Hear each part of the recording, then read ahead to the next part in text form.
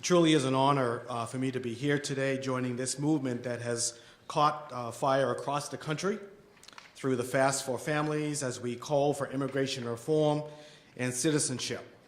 I am the Reverend John McCullough. I'm President and CEO of Church World Service, which has been one of the many organizations making Fast for Families happen. I'm joined today by Eliseo Medina, who is the former Secretary-Treasurer of the Service Employees International Union, by Dr. Barbara William Skinner, Executive Director of the Congressional Black Caucus, by Dae Jun Yoon, Executive Director of NACASAC, by Reverend Jim Wallace, President and founder of Sojourners, and Father Michael Puckey, pastor of St. Julie's Brilliant Catholic Parish, who will also be joining us via live stream from Hamilton, Ohio. Over a 30-day period in a tent pitched just steps from the U.S. Capitol, 5 core fasters went 22 days with just water. Over 200 Solidarity fasters came to the tent, themselves fasting for 1 day, 2 days, even up to 12 days. And some of them are gathered here today, and we're so thankful for your presence. Indeed, more than 10,000 people joined the fast across the nation. And these fasters aligned their personal hunger and bodily suffering with the pain endured by immigrant communities in every corner of this nation. The hundreds of deaths along our southern borders each year. The pain of 1,100 deportations every single day. Hundreds of thousands of our brothers and sisters trapped in inhumane detention centers. The pain of thousands of children, this nation's future, growing up thousands of miles from their parents.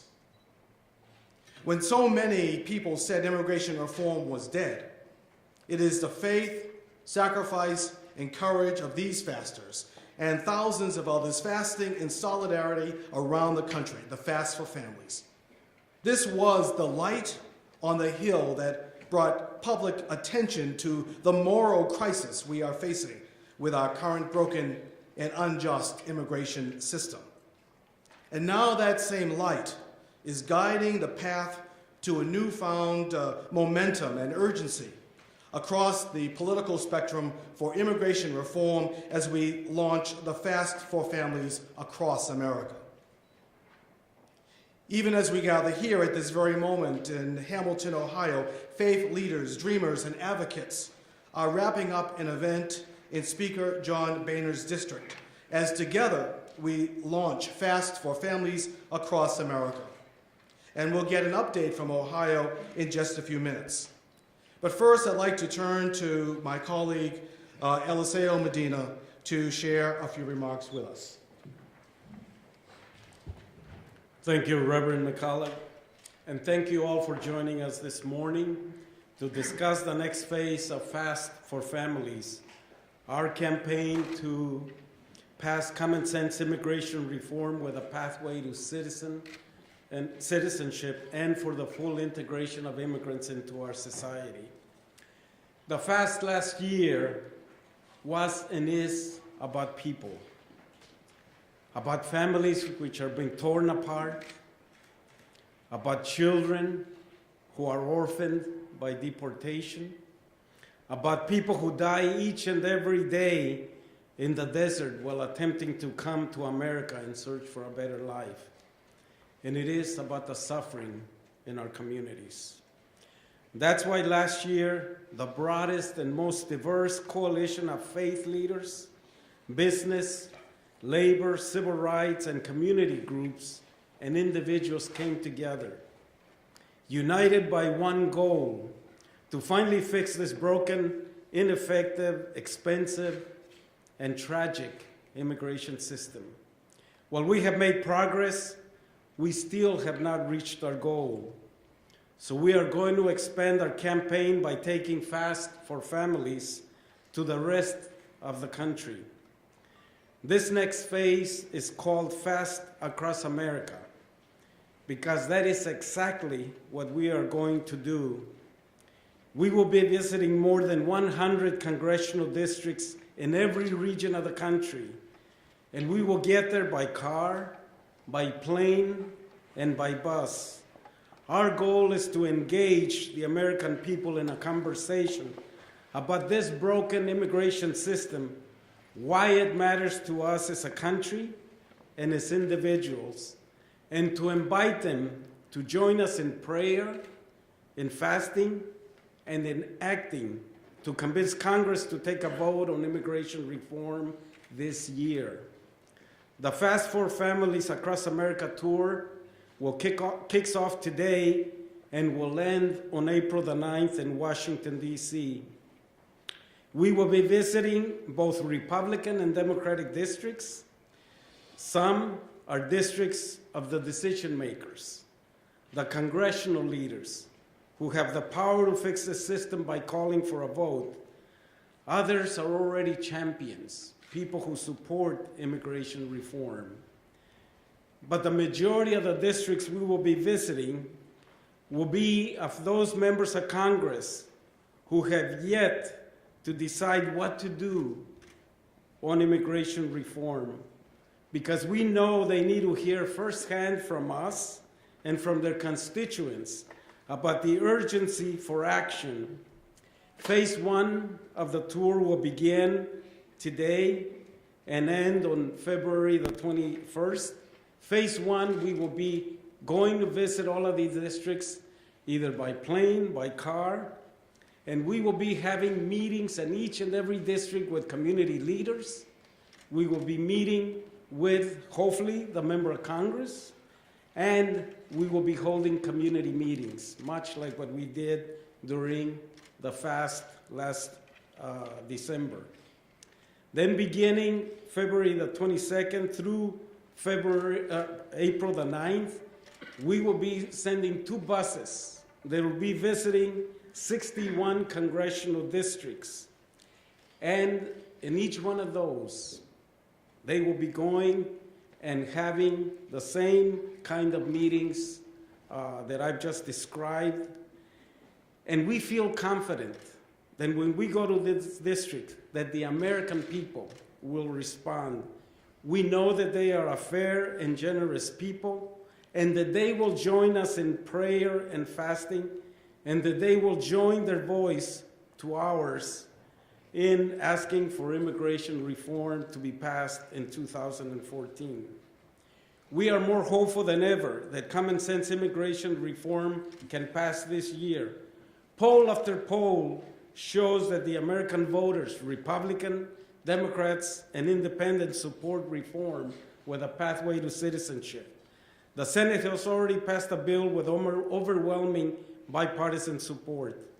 The President has his pen ready to sign the bill.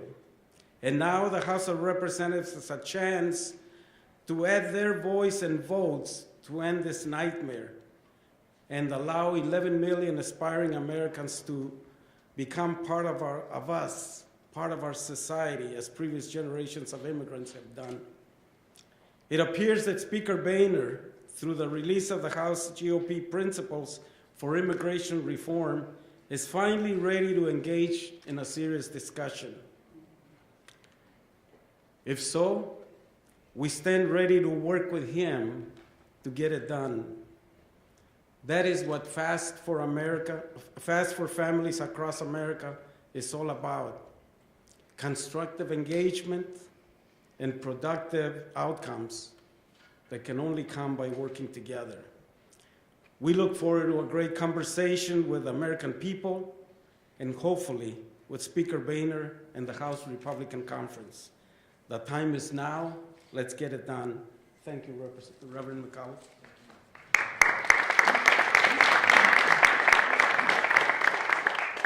I hope that you can hear in Eliseo's remarks that this is an energized and inspired movement. And we're especially grateful for Eliseo's leadership, both his moral and spiritual leadership in this movement. Let me now turn to Dr. Barbara Williams Skinner. She is co-chair of the National African American Clergy Network, and she, along with this network, has been a powerful force for uniting African Americans and Latinos in the Fast for Families. Thank you. Good morning, everybody. I am Dr. Barbara Williams Skinner, and it's been my honor to work with the Fast for Families, to be in the tent for days, to fast with them, and to feel the pain of millions of Americans who are living in the shadows. And we have just celebrated the life and legacy of Dr. Martin Luther King Jr. this very month. And it was 50 years ago that this country settled the issue of second-class citizenship, and we said no to that. That no African American, no white person, no person of any color, no person who born in this country, no human being would be second class. So I joined in that spirit. And when the Fast for Families began, it was easy for me to join Jim Wallace and Eliasio Medina and DJ and all of the long-term fasters to hold up their arms literally as they fasted, many of them for as long as 22 days. See, I am an African American whose ancestors were brought to this country involuntarily. Families broken up. We know and we identify with the breakup and the pain of families being broken up. It was easy for me to join with this. We are grateful right now that when we started, no one believed that we were more than a few people in a tent, and that the bad weather and the conditions and having to go to work would drive us into discouragement. But they did not know our God. They didn't know the power of the Spirit that connected us. They didn't know that we stand in the tradition of the Old Testament prophets and spiritual icons like Mahatma Gandhi, Cesar Chavez, Martin Luther King Jr., who were not on a hunger strike. No, they were not. They were engaged in a spiritual fast, appealing to the God of all righteousness to speak to the hearts and change the hearts and move the hearts of those in leadership. That we are defined as a nation by the way we treat the least of these. The scriptures tell us that we are to be aware of how we treat strangers, lest unaware we are actually turning away angels. And this whole nation, except for Native Americans, we all know, we're all immigrants. We're a nation of immigrants, built stronger by immigrants. Why would we leave the best of who we are in the shadows? The African American church stands ready with African and Caribbean immigrants filling our churches across the country. We stand toe-to-toe with our Latino and white brothers and Asian brothers and sisters in this battle. And I know that when people like Martin Luther King started, Andy Young will tell you today, and John Lewis, that no one believed that African Americans would move from the back to the front of the bus. But again, it was the Spirit moving through people who refused to stay back and to be held captive. That is the Spirit you're going to see in over 100 congressional districts around the country, and I can't wait to see what happens at the end of this. Thank you.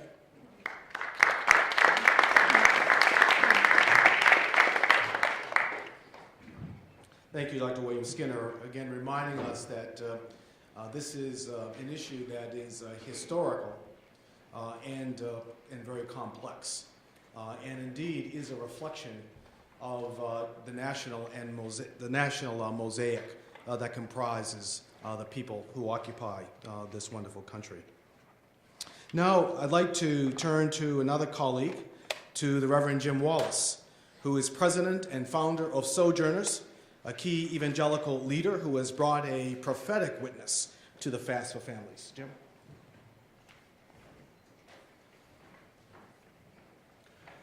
It's great to see you all here this morning. The Fast for Families has taken us deeper into the issue and now deeper into the country. The immigration system is clearly broken. It is bad for the economy, so business leaders want to change it. It's bad for our security and law enforcement, so sheriffs and attorneys general badges want to change it. But it's bad for 11 million people, especially bad for families, for moms and kids and dads. And that's why the faith community has never been more united on any issue like this one, any issue. So we have many Catholics here. I'm an evangelical. We have black churches, Asian American churches. My rabbi, David Saperstein, who's not here today, was one of our core fasters.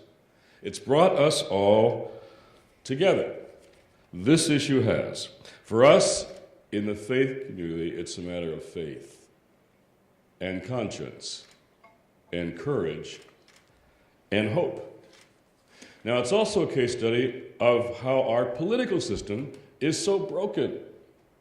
We have won the policy debate on immigration reform. We've won the debate. 2 out of 3 Americans want the system changed.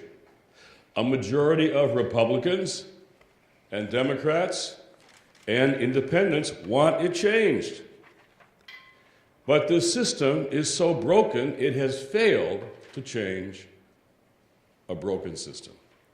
That's why the fast was so powerful, to me, so visual. Here was the Capitol, and right across the street, this tent. It was a symbol of political power on the one side and spiritual power on the other side. What King Chavez Gandhi called soul force was changing political force. And they came. Lawmakers, Democrats, Republicans, cabinet secretaries, the president, first lady, and I saw politicians cry. You don't normally see that. I saw them cry when they heard the stories of ordinary people. And as one congresswoman was weeping when she heard an undocumented mother talk about how she was separated from her 10-year-old daughter, the congresswoman broke down and they hugged and they embraced. I said, this is what will change things. How can we get this up to the hill? And she said, weeping in her eyes, a congresswoman said, there are so many layers between this place, the tent, and Capitol Hill. So many layers right across the street. The Fast for Families is breaking through those layers with prayer and fasting and stories. Republicans and Democrats have both told me, you have this movement, a grassroots movement that is impacting the left and the right, changing both Republicans and Democrats. So we have 2 choices. It's very simple, 2 choices. Both parties, the White House, the Senate, the House of Representatives could come together and decide to fix a broken system for the families, for the economy, for our safety and security, for what I would call fix this for the common good, for a change. Or they could continue in their broken politics. Here's the thing. Immigration reform will pass. This will pass. It's only a matter of time. And lawmakers must ask this question. How much longer will you make people suffer?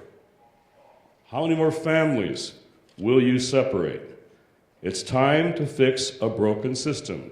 The last thing I'll say, we had 8 core fasters there at the end, and you could see they were Latino, African American, Asian American, and white. We were all there.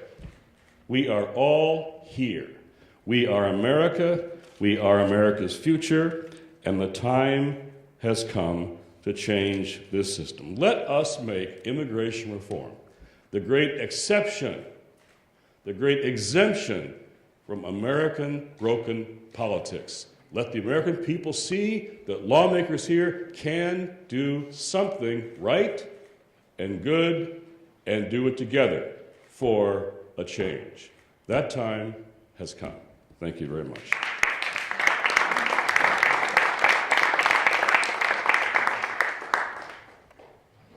You know, the greatest force for change is faith.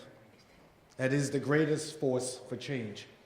And this is a movement that has a very deep and abiding faith. And yet, it has a great moral conscience. And so now we'd like to try something new. Our friends in Ohio have just wrapped up a Fast for Families launch event. And so we want to get an update directly from them. And so we're going to hear live from Father Michael Puckey. He is the pastor of St. Julie's Billiot Catholic Parish, and he is in Speaker Boehner's district. I'm Father Mike Puckey. I'm gathered here in the First United Methodist Church in Hamilton, Ohio, with a number of people from throughout Congressman John Boehner's district. We came together this morning to, first of all, just to renew our commitment to those 11 million undocumented neighbors of ours throughout this district and throughout the United States who are looking for immigration reform, and we pledge our support for that. In a special way this morning, after hearing some stories about the effects of a broken immigration system, we pledged our support for all those who will be undertaking the the Families for Fast. People who are joining their waiting for food to those immigrants who are waiting for justice. So we hope that the enthusiasm that we shared here today and the stories of hope that we shared here today will be heard throughout the United States. And hopefully people in Washington will not only know about legislation, but will be attuned to these experiences we heard today.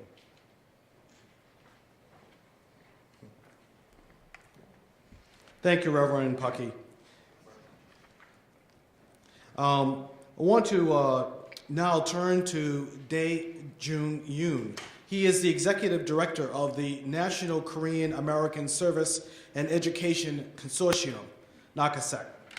And he has brought so much energy and vitality, bravery, and inspiration to our movement.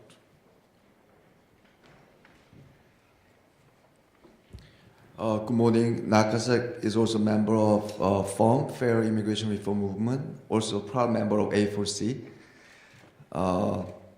Last year, when we had a tent in DC from November to December,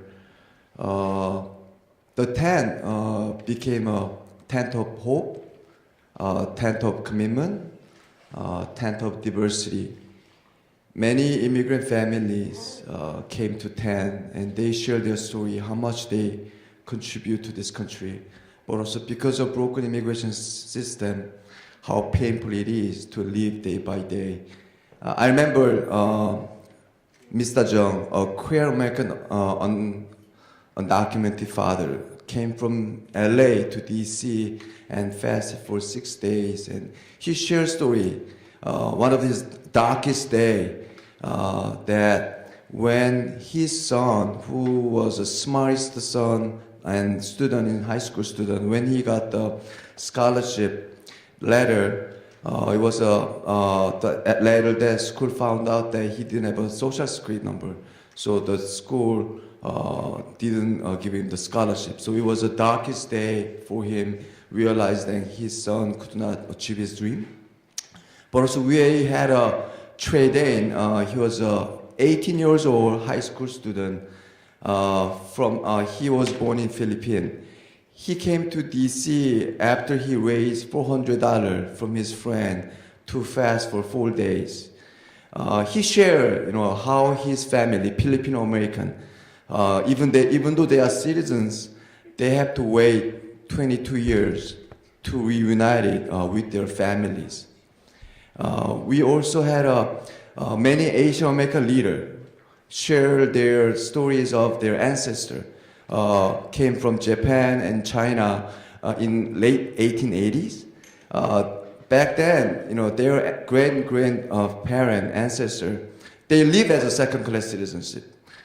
They couldn't buy the land, they couldn't buy the house, they couldn't get citizenship, even though they wanted to. And so they share what it meant to live as a second-class citizenship as their ancestor has lived.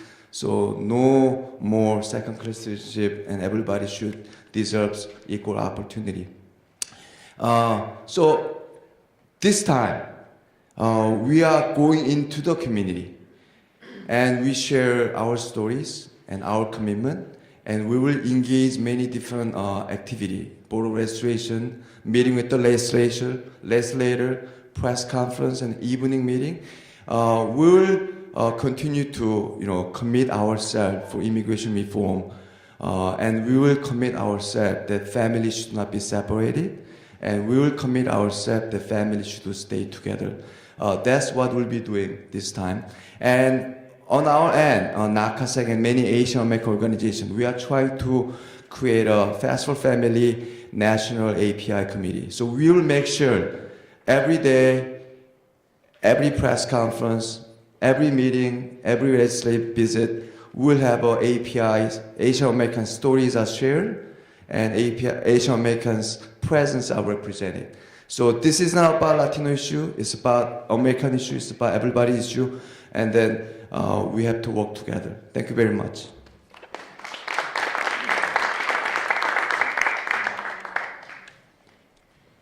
Indeed, this is a grassroots movement, and it's one that is growing every day. And I'm here today because of these fasters, and because of the many pastors and people in the pews, certainly within our church world service network across the country, but many other networks who have fasted in solidarity with the fasters here in Washington, D.C.